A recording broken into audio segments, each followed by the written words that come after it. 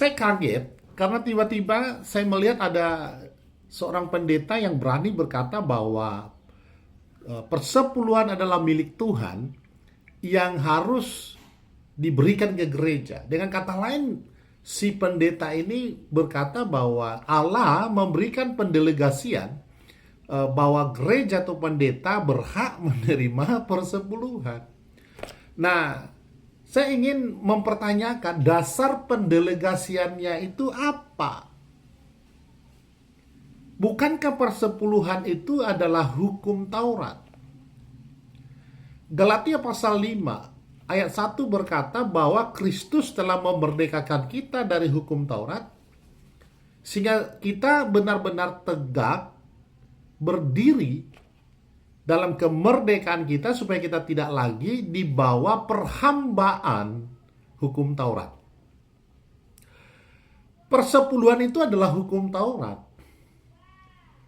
Nah, sekarang saya tidak sedang mengkritisi soal nilainya, tapi adalah hukumnya. Bahwa persepuluhan itu adalah sebuah hukum yang diatur Allah dalam hukum Taurat. Sementara kita hidup bukan lagi di bawah kungkungan hukum Taurat, tetapi kita di bawah hukum Kristus. Nah, sehingga kita tidak punya dasar ya untuk kita sebagai gereja atau pendeta itu di dalam memungut persembahan daripada jemaat. Ini bukan soal nilai ya, berapa nilainya, tapi adalah persepuluhan itu bicara hukumnya. Nah, karenanya Rasul Paulus sudah mengajar di dalam 2 Korintus pasal 8, yaitu memberi dari kerelaan dari apa yang ada padamu. 2 Korintus pasal yang ke-9 ayat yang ke-7, supaya kita memberi dari dasar kerelaan hati, memberi dengan sukacita. Ya. Roma 12 ayat yang pertama, hendaklah engkau memberikan seluruh hidupmu sebagai persembahan yang hidup, karena itu adalah ibadah yang sejati.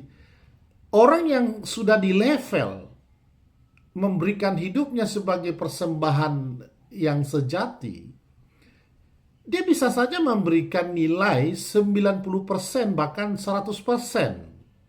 Seperti jemaat mula-mula. Yang bisa kita temukan itu di Kisah Para Rasul yang keempat ayat yang ke-32. Bahwa apa yang ada pada jemaat pada waktu itu adalah milik kepunyaan bersama. Nah, nilainya berapa? 100 dia.